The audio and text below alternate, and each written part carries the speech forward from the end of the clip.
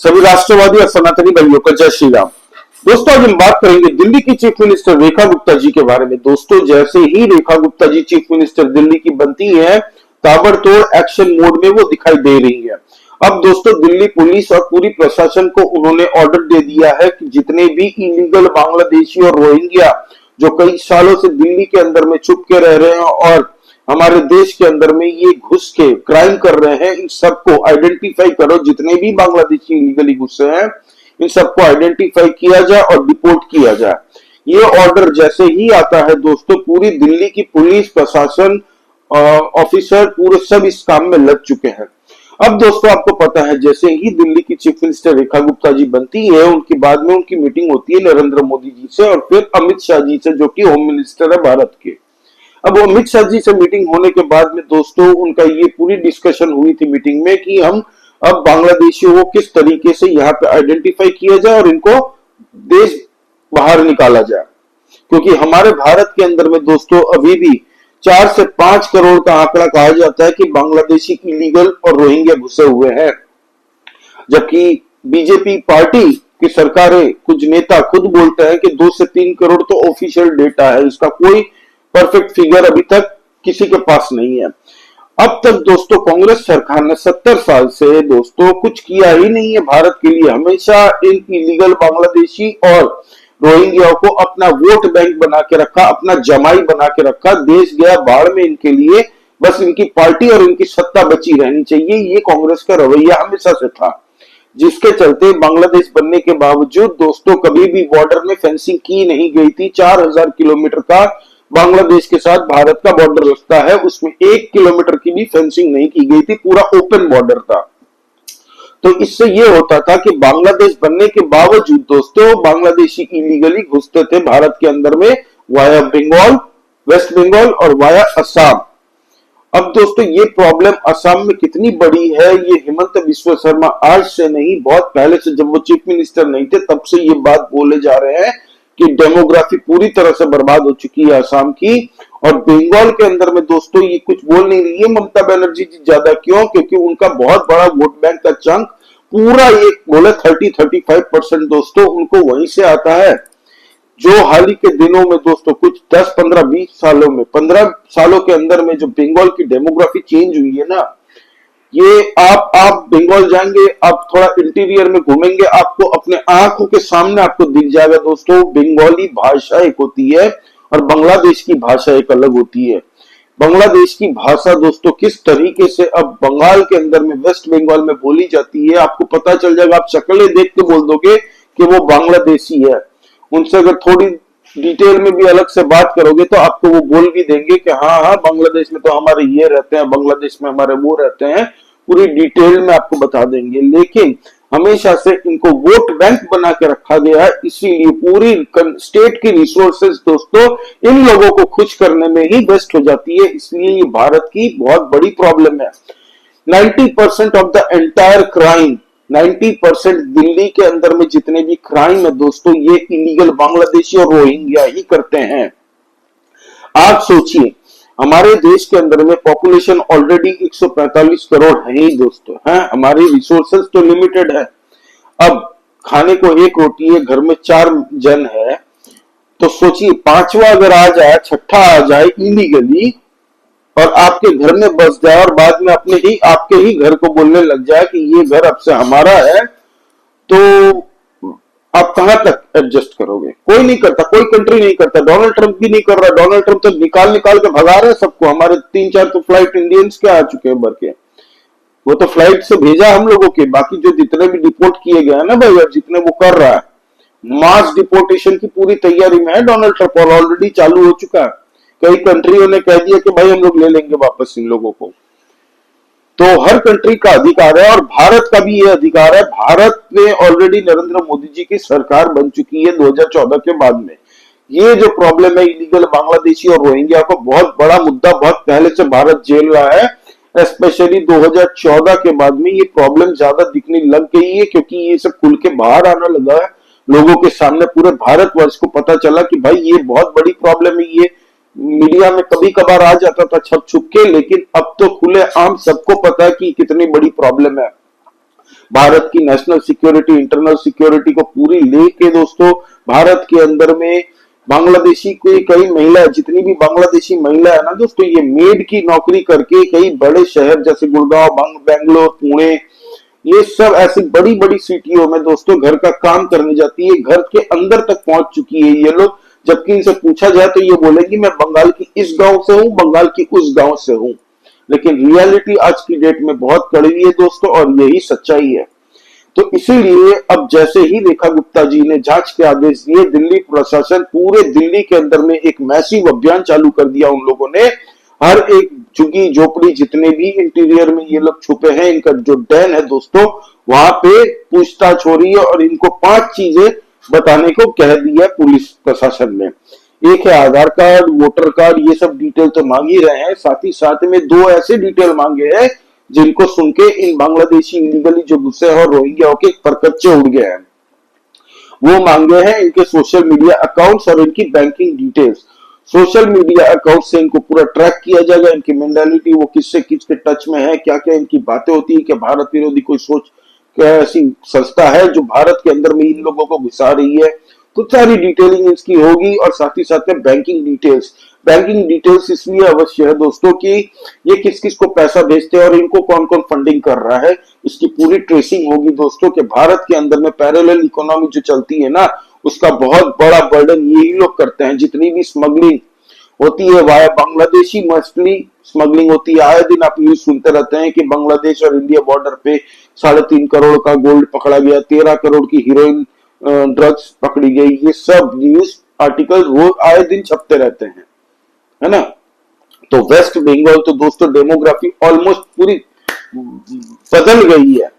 आज की डेट में इतने बड़ा प्रॉब्लम है दोस्तों, ये टिकिंग टाइम बम है भारत जिस पर भी बैठा हुआ है। इससे डील करने के लिए शुरुआत हो चुकी है दिल्ली से, और 2, 4, 5 को निकाल के कुछ नहीं होने वाला। इससे बड़ी आप कुछ करो ही ना। अगर करना है तो इस ड्राइव को पूरा एंड तक ले जाओ, जिसमें सिर्फ पुलिस प्रशासन ही सफिशिएंट नहीं होगी, इसमें अगर लोगों की भी जरूरत पड़ती है तो ऐसे कई देशभक्त वॉलंटियर है जो फ्री ऑफ कॉस्ट सरकार की मदद करने में पूरी फ्री ऑफ कॉस्ट करेंगे।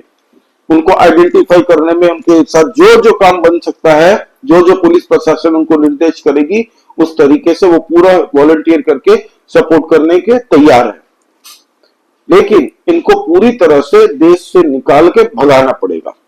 अब बात करते हैं दोस्तों कि ये कैसे भारत आते हैं, इनके डॉक्यूमेंट्स कैसे बनते हैं। दोस्तों ये भारत आने से पहले इनके एजेंट्स होते हैं, वहां पे बांग्लादेश के अंदर में इनकी संस्था होती है दोस्तों, जो इनको गाइड करती है कि आपको अगर जाना है ठीक है तो इतने रुपए यहाँ पे हमें दो, हम आपके डॉक्यूमेंटेशन बनवा देंगे वहां पे। तो यहाँ पे बांग्लादेश की जो एजेंसी ये सब काम करती है दोस्तों, जिसमें बांग्लादेश की जो बॉर्डर फोर्सेस है उनकी, बांग्लादेश की जो बॉर्डर पे खड़ी होकर जो उनकी आर्मी प्रोटेक्ट करती है ना बांग्लादेश की, वो इसमें पूरी तरह से मुल्लविस है दोस्तों। ये बहुत बड़ा रैकेट है, बहुत बिलियन डॉलर का रैकेट है दोस्तों, बिलियन डॉलर का ये रैकेट है अपने आप में। ये स्मगलिंग, लोगों की ह्यूमन ट्रैफिकिंग, ये सब लोग करवाते हैं, और बहुत बड़ा chunk amount of money they earn by this activities. अब उनको वो एजेंसी गाइड करती है कि ठीक है ये रहा फोन नंबर, इस टाइम पे तुम इस व्यक्ति के साथ मिल जाओ, पूरे ग्रुप में तुम लोगों को बॉर्डर पार करवा दिया जाएगा। बॉर्डर पार करते के साथ ही तुम लोग इस इंसान से मिलोगे और वो इंसान बाद में तुम लोगों को गाइड कर देगा। इतने रुपए यहाँ पे तुम जमा करवा दो और बाकी के तुम्हें वहां पे जमा करवाने पड़ेंगे, ठीक है। तो अब इनको डेट दे दिया जाता है, उससे पहले जब ये वहां पहुंचते भी नहीं है, उससे पहले वहां पे इनके डॉक्यूमेंट बन के तैयार होते हैं। इनका प्राइस लिस्ट होता है, मेन्यू होता है कि अगर आप बांग्लादेश से वेस्ट बंगाल जाना चाहते हो तो 2,000-3,000 रुपए आपको लगेंगे बॉर्डर पार करने में। अगर आपको डॉक्यूमेंटेशन चाहिए इंडियन सिटीजनशिप, तो आपको आधार कार्ड टोटल 20,000, 25,000, 30,000। कई जो बांग्लादेशी पकड़े गए हैं दोस्तों, ये उन लोगों ने खुद कहा है कि हमारे यहाँ पे भारत के अंदर में भी बहुत सारे एजेंट्स हैं जो यही काम करते हैं। तो अब दोस्तों सोचिए, ये जितने भी फेक आधार कार्ड, वोटर कार्ड, ये डॉक्यूमेंटेशन करते हैं ना, इन लोगों के घर तोड़ने चाहिए और इनको सरेआम फांसी दे देनी चाहिए। ये देशद्रोह है। भारत के अंदर में ये लोग जो कर रहे हैं ना दोस्तों, इन लोगों को सरेआम गोली मार देनी चाहिए, क्योंकि ये देशद्रोह है। दिक्कत कहां आती है आपको बता देता हूं। हमारी सरकार प्रशासन गई, ये खाली लगता है खाली बीजेपी का ही मुद्दा है। देखिए बाकी सारी पार्टियां मुंह में दही जमा के बैठी है, जैसे देश गया भाड़ में। इन लोगों को सबको अपनी अपनी सत्ता पड़ी है, सिर्फ एकमात्र भाजपा ही है जो इस मुद्दे पे स्ट्रांगली कुछ एक्शन करते हुए दिख रही है एटलीस्ट। दिक्कत ये आता है दोस्तों, जब भी इन बांग्लादेशी और रोहिंग्याओं के कोई बड़ी एक्शन की बात आती है ना, तब हमारे भारत के अंदर में बहुत बड़ी एक लॉबी है जो इन बांग्लादेशियों को प्रोटेक्शन देती है दोस्तों। उसमें कई ऐसे नेता भी होंगे, मैं गारंटी के साथ कहता हूं दोस्तों, इसमें कई ऐसे कुछ नेता भी होंगे जो इन लोगों को पूरी तरह से प्रोटेक्शन देने का काम करते हैं, और कई ऐसे अफसर भी होंगे दोस्तों अलग अलग डिपार्टमेंट के। ये ऐसे ही भारत के अंदर में नहीं आ सकते, इनको पता भी नहीं है भारत के अंदर में हमें कहां जाना है, कैसे रहना है, किस नाम से रहना है, हमारी डॉक्यूमेंटेशन करके हमें कौन रिसीव करेगा। इन लोगों को कैसे पता कि दिल्ली के शहर के बाहर में एक गांव है, वहां पे जाके बसना है, उस झुग्गियों के आसपास में ही बसना है। इन लोगों को कौन बताता है कि आप यहां से टिकट कटा के केरल चले जाइए। केरल की आज की डेमोग्राफी देखिए दोस्तों, क्या हो चुका है, पूरी तरह से बर्बाद हो चुकी है वहां की डेमोग्राफी दोस्तों। और वहां के जो क्रिश्चियंस, हिंदूज और वहां के जो लोकल मुस्लिम्स है वो खुद कंप्लेन करते रहते हैं कि भाई यहाँ पे बहुत गंदी तरह से डेमोग्राफी चेंज हो चुकी है। अब आस्ते आस्ते ये लोग क्या करते हैं, कोई कोयम्बटूर चला जाता है, कोई कोशिश करता है, कोई कोशिश करता है कर्नाटका के अंदर चला जाए, ये लोग डिस्पर्स हो जाते हैं दोस्तों अलग अलग जगह पे जाके। तो ये भारत की एक बहुत बड़ी प्रॉब्लम है। इनके राइट्स के लिए लड़ने, इनके अगर ऊपर कोई एक्शन हो जाता ना, तो इनके लिए बाकायदा वकीलें हैं, ऐसे वकीलों का एक टोला है और ऐसे एनजीओ संगठन है दोस्तों जो ये इलीगल बांग्लादेशियों की हक की बात करती है कि नहीं नहीं इन्हें शरण दे दी जाए भारत के अंदर में। भारत तो एक विशाल देश है, ये सताए हुए लोग हैं अपने ही देशों के। सोचिए दोस्तों ये कौन सी मंशा से आ रहे हैं, इनको कौन ब्रेन वॉश करके भारत को बर्बाद करने के लिए भेज रहा है।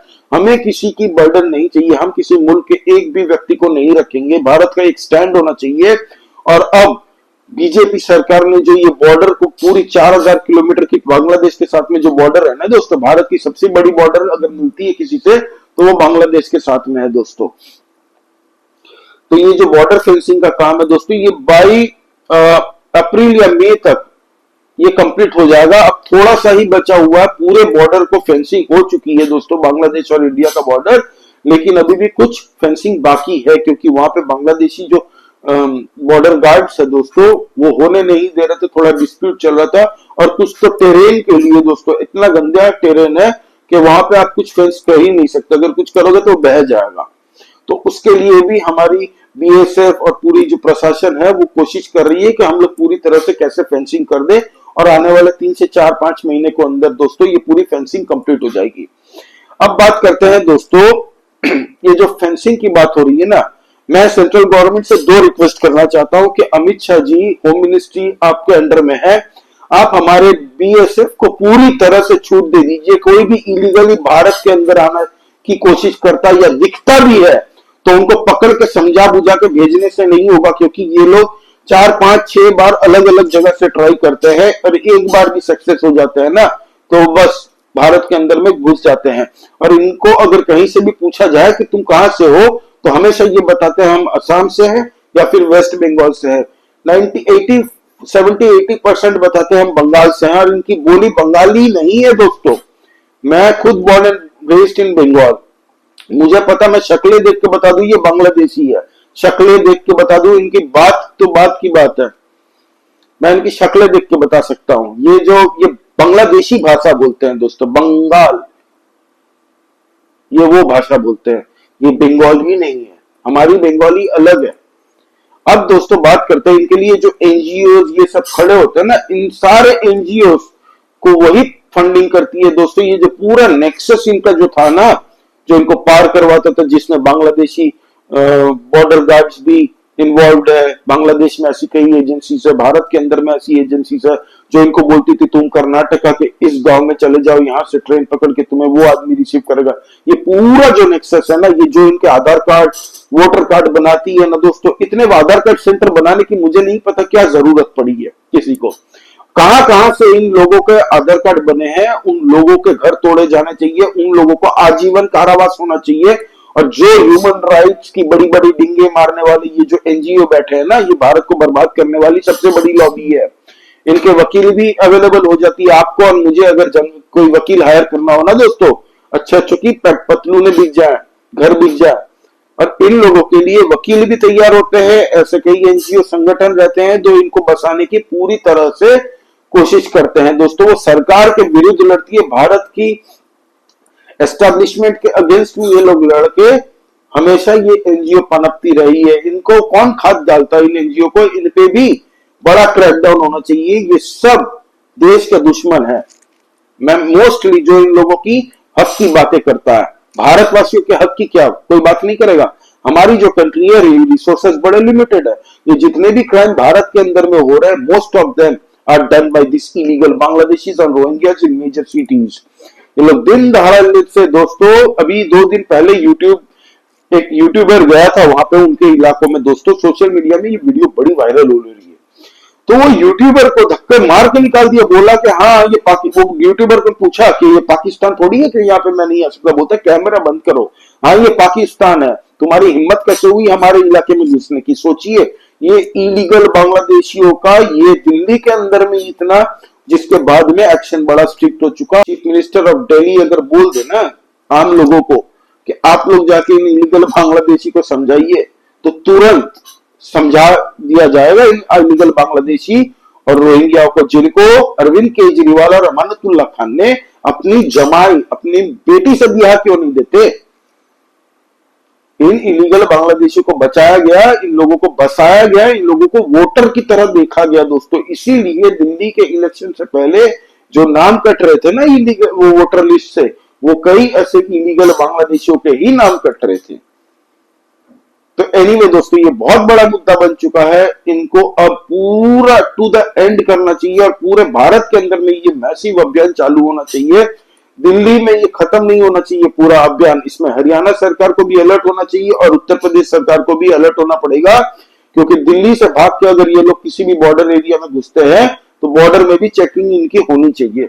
तो एनीवे दोस्तों इसमें आपका क्या कहना है प्लीज कमेंट करके बताइए। लाइक कीजिए इस वीडियो को और प्लीज सब्सक्राइब दिस चैनल। जय श्री राम। सभी सनातनी भाइयों को जय हिंद, वंदे मातरम।